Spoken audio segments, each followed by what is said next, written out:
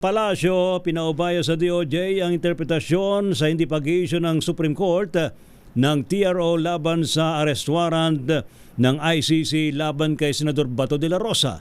Ibalita mo nga yan, RH14, Let Narciso, Miss Let. Ray Mistea, iginiit ng Malacanang na valid ang warrant of arrest ng International Criminal Court laban kay Senator Ronald Bato de la Rosa.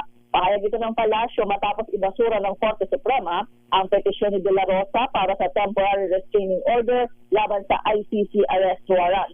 Ayon kay Palace Press Officer Claire Castro, bahala na ang Department of Justice sa interpretasyon at evaluation sa naging resolusyon ng Supreme Court.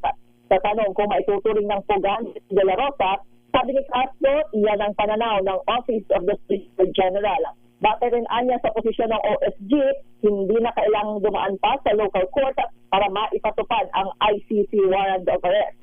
Pero ayon kay Castro, ang lahat ng operational matters kaugnay ng posibleng pagpapatupad ng warrant ay ipauubaya na sa DOJ. Narito ang bahagi ng pahayag ni Yusek Castro. Sa ngayon, masasabi po natin na ang warrant of arrest ay valid laban dito kay Senator Bato de la Rosa. At ang lahat ng maaaring interpretasyon at evaluation na sabing resolution ng Supreme Court ay ibabato po natin kay Secretary Frederick Bida.